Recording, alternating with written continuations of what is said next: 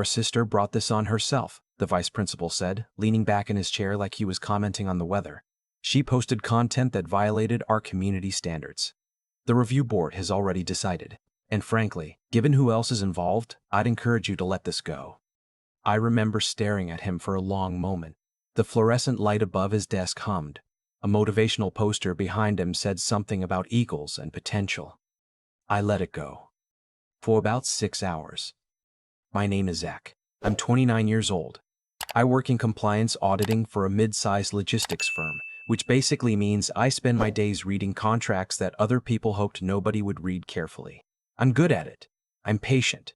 I notice things. My sister Dani is 17. She's the kind of kid who stays after class to help the teachers stack chairs and volunteers at the animal shelter on weekends.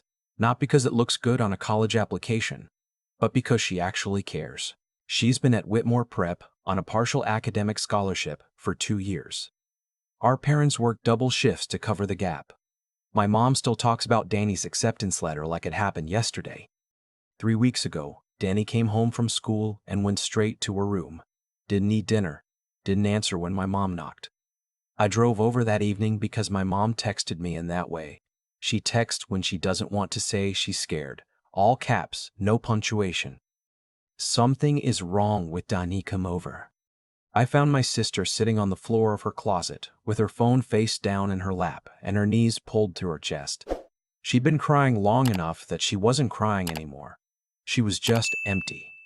It took 40 minutes before she showed me. Someone had made a fake account using her name and her school photo. They'd been posting from it for 11 days.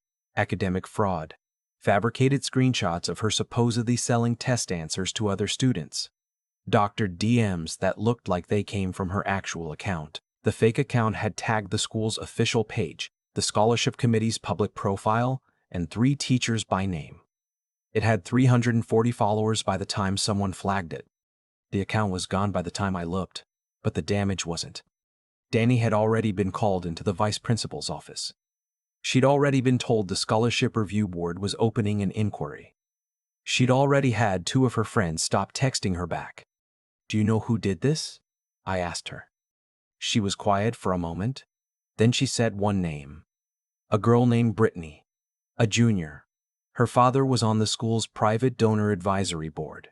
Her older brother had graduated from Whitmore and gone on to play Division I lacrosse. The family had a building wing named after them. Literally, a wing. I told Dani I'd handle it. She looked at me the way little sisters look at older brothers when they love them but don't quite believe them anymore. "You can't do anything," she said. "Not mean. Just tired." Her family basically owns the school.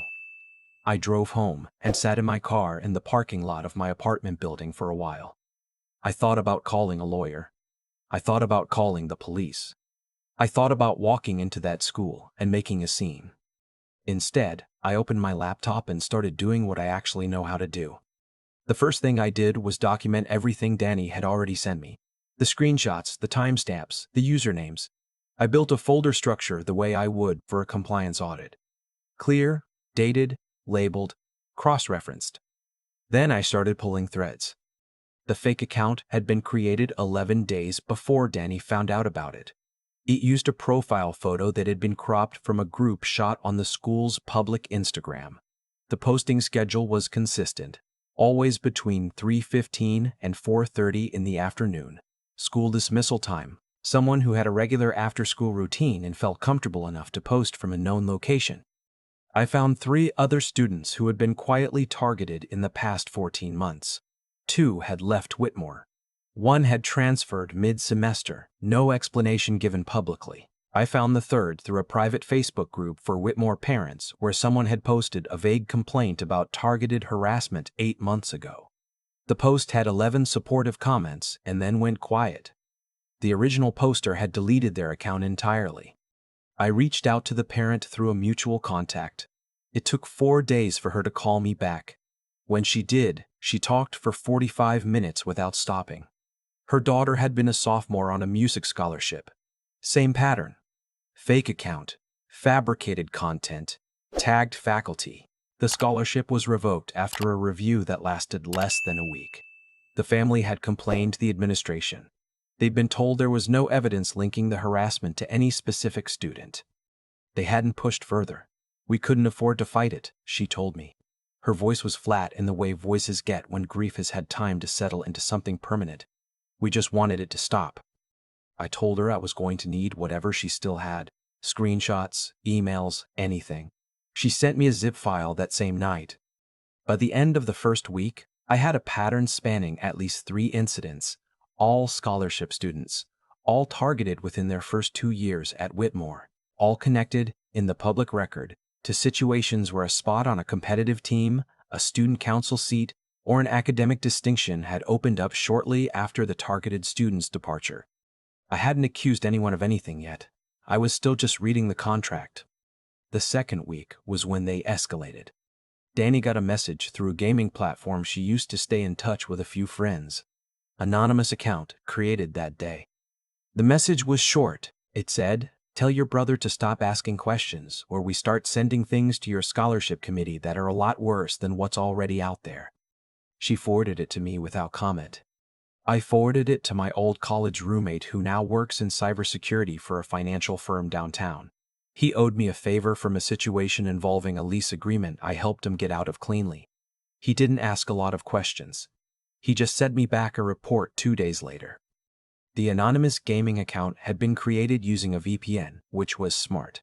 But the device fingerprint overlapped with login activity tied to a school-issued Chromebook. In the VPN service, they used logs connection times, which are technically accessible under certain data request frameworks that most 16-year-olds don't know exist. Connection time, 3:22 p.m. Same window. I also found something else that week. Something I hadn't been looking for. Whitmore Prep received substantial annual funding through a donor consortium. One of the consortium's named contributors was a private investment LLC. The registered agent for that LLC was Brittany's father. That wasn't illegal, but it explained the vice principal's posture during our meeting. It explained why the scholarship review had moved so fast. It explained why the previous parent had been advised, gently, to let things go. I kept building the file. I didn't tell anyone what I had yet. I wanted them comfortable first. I wanted them to feel like it had worked. Dani asked me one night, quietly, while we were eating takeout at my mom's kitchen table, "Is anything actually going to happen?" My mom was pretending to look at her phone on the other side of the table. I said, "Yes, but not yet." Dani looked at me for a long moment. Then she went back to her food. That was enough for her, and I knew I couldn't afford to let her down. The third week, I made 3 appointments. The first was with an education attorney I found through a referral from someone at my firm who had dealt with private school contract disputes. I walked in with a printed binder. 47 pages, indexed. She read through the first 15 pages while I sat across from her, and when she looked up, her expression had changed from politely professional to something more focused. "This is a pattern," she said. "I know," I said. "And you documented all of this yourself?" "It's what I do for work." She was quiet for a moment. "The previous families, do they still have their documentation?" "One of them does, and she's willing to talk." The second appointment was with a journalist, not a major outlet. A regional education reporter who had covered Whitmore 2 years ago in a piece about the gap between the school's stated values and its donor influence on admissions decisions. The piece had been careful and well-sourced and had gotten almost no traction at the time. I emailed her with the subject line, "Follow-up on your 2023 Whitmore piece. I have documentation." She called me back in 4 hours. The third appointment I didn't tell anyone about. It was with a staff member at the state's Department of Education, specifically the office that handles complaints related to scholarship disbursement and revocation at private institutions receiving any form of state-adjacent funding. Whitmore Prep accepted students under a state-supported scholarship equity initiative. That meant they had reporting obligations most people didn't know about. I filed a formal complaint. I attached 47 pages. Then I waited. The vice principal called my mom's house 6 days later. He wanted to set up a productive conversation about Dani's situation and discuss the school's commitment to student well-being. My mom handed me the phone mid-sentence. I told him that all future communication should go through our attorney. He paused for a long time after that. long enough that I could hear the air conditioning in his office. "Of course," he said finally. "We'll be in touch." He didn't sound like a man who believed power made him untouchable anymore. The school board meeting was on a Tuesday evening. I had submitted a public comment request 8 days earlier. Standard procedure, 2 minutes at the podium. I wore the same blazer I wear to client presentations. I brought one folder. The room was maybe 60 people. Parents, a few faculty, board members arranged in a horseshoe at the front. I recognized the vice principal near the back. I didn't see Brittany's father, but I knew he was aware I was there. I didn't raise my voice once. I walked through a timeline. I described what had happened to Dani. I described a pattern across multiple students. I mentioned, without naming names, that I had documentation connecting the harassment to a specific network of devices, a specific time window, and a specific history of prior incidents the school had chosen not to investigate. I mentioned that a formal complaint had been filed with the State Department of Education. I mentioned that an attorney was prepared to file civil litigation naming the school, the administration, and individual board members in their capacity as institutional overseers. Then I set a single document on the table in front of the board chair. A one-page summary. Clean, dated, signed by our attorney. "This is your opportunity," I said, "to get ahead of what's already in motion." I sat down. The room was quiet in a way that felt like pressure. 2 board members left early. The vice principal didn't make eye contact with anyone when the meeting broke. Someone I didn't know recorded the last 90 seconds of my statement on their phone and posted it to a local parents' Facebook group that evening. By Thursday morning, it had been shared 1,400 times. Alumni started commenting. People who had graduated from Whitmore in the 90s, in the 2000s, who said they'd seen this pattern themselves and never thought anyone would document it. A former student posted that she had been pushed out of a competitive debate program under nearly identical circumstances 12 years earlier and had always assumed she'd imagined it. She hadn't imagined it. A regional education advocacy account picked up the post, then a mid-sized news aggregator. By Friday, 2 of the school's corporate sponsors had issued statements saying they were reviewing their community partnerships pending further information. I hadn't spoken to any press directly. I didn't need to. What I had was better than outrage. I had paperwork. The Scholarship Review Board suspended Dani's inquiry, pending the outcome of the state investigation. That was the first official communication we received. Our attorney forwarded it with a single line, "First domino." The second was a letter from the school's legal team requesting a mediation session. Our attorney declined and attached a draft civil complaint, complete, reviewed, ready to file. The third was a news article, not local, regional, education desk, serious outlet. The reporter had done her own investigation independently of what I had provided, using public records requests, interviews with former families, and documents from 2 Whitmore employees who had quietly reached out to her after the board meeting. The headline was clean and specific. Scholarship students at Whitmore Prep describe years of targeted harassment, shielded by donor influence. Brittany's name wasn't in it, neither was Dani's. But the family whose wing bore their name was described in enough detail that anyone paying attention understood exactly who was being discussed. By the following Monday, 2 members of the donor advisory board had resigned. The vice principal was placed on administrative leave, pending an internal review. The board chair released a statement acknowledging that the school's complaint process had failed to meet the standards we hold ourselves to, and announcing an independent third-party audit of scholarship review procedures going back 5 years. 5 years. The mother who had called me from that first case, the one with 45 minutes of stored grief, texted me on a Wednesday afternoon. Just 3 words. They called us. I sat with that for a while. Dani found out about the vice principal's leave the same day. She was sitting at my mom's kitchen table doing homework when her phone lit up with a text from a friend. She looked at it for a long moment. She didn't celebrate. She just put the phone face down and went back to her work. Later she said, "Do you think the other girl before me knew someone would eventually figure it out?" I didn't have a good answer for that.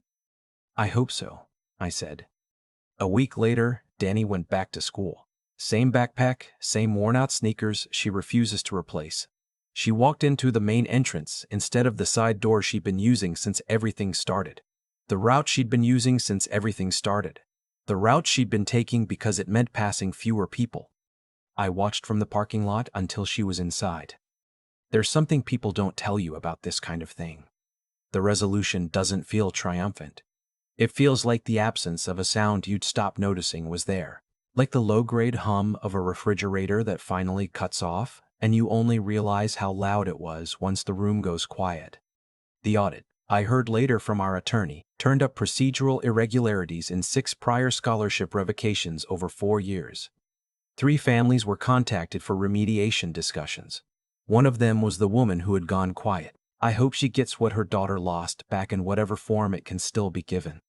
I still have the original 47-page binder in a folder on my desktop. I'll delete it eventually. Not yet. My mom still doesn't fully understand everything that happened. She knows Dani is okay. She knows the school is being investigated. She asked me once how I knew what to do, and I didn't have a clean answer for that either. I told her I just paid attention to what was actually there instead of what people wanted me to see. She nodded like that made sense to her. Dani texted me a few nights ago, late, after 11. Just a picture of the application portal for a summer research program at a university she's been interested in for 2 years. She'd opened it. She hadn't submitted yet, but she'd opened it. I texted back a thumbs up. She sent back a small, deliberate, slightly sarcastic emoji of a person shrugging, which is Dani's version of saying thank you. Some things don't need more words than that. I keep thinking about something Dani said the night before she went back to school. She asked if the girl who got pushed out before her ever knew that someone would eventually figure it out. I didn't have a good answer. I still don't, but I think about that question more than I think about anything else that happened over those 3 weeks. Here's what I've come to believe. What happened to Dani wasn't bad luck. It was a system that had been running for years because nobody had ever sat down and read it carefully. The people who built that system were counting on everyone doing what most people do, feeling the weight of it, deciding they couldn't win, and walking away. 2 families before us did exactly that. I don't blame them. They were exhausted and outgunned, and they made the only calculation that felt survivable at the time. But every time someone walked away, the system got a little more confident, a little more careless, until it ran into someone whose entire job is to find what's been hidden in plain sight. That's the part that stays with me. None of what I did was extraordinary. I don't have connections or money or influence. I have patience and the habit of paying attention to what's actually there rather than what people want me to see. That's it. The 47-page binder wasn't genius. It was just time. It was choosing to sit with something uncomfortable long enough to understand it instead of reacting to the surface of it. I think that's the thing most people underestimate when they're up against something that feels bigger than them. The instinct is to match the energy, to get loud, to get angry, to do something that feels proportional to the outrage. I felt all of that. There were nights in that first week where I had to physically put my phone down and walk away from what I was reading because I could feel myself wanting to skip steps. But skipping steps is how you give people an exit. Skipping steps is how cases fall apart and how institutions protect themselves. I'd seen it happen in audits at work for years. The people who got away with things weren't always smarter. They were just better at waiting out the people who came after them. Too hot and too fast. Dani taught me something too, though she'd probably cringe if I said that out loud. She kept going to school through the worst of it. Quietly, through the side door, head down. She didn't perform okay. She just kept moving, one day at a time, because stopping felt worse than whatever was waiting in the hallways. That kind of endurance doesn't get talked about enough. It's not dramatic. It doesn't make a good headline, but it's what actually carries people through the long middle part of something hard, where there's no resolution yet and no guarantee there will be one. The audit turned up 6 prior cases, 6. And the system had been running long enough that some of those families had probably stopped thinking about it entirely, had probably told themselves it was just how things worked at schools like that. It's not how things have to work. You don't need to be the loudest person in the room. You don't need resources you don't have. You need to be honest about what actually happened, careful enough to document it properly, and stubborn enough to not mistake discomfort for defeat. Righteousness without method is just noise, but method without the willingness to keep going when nothing seems to be moving. That's where most people stop. The space between those two things is where outcomes actually get decided. Dani sent me that application portal screenshot at 11 at night. She hadn't submitted yet, but she'd opened it. That was enough.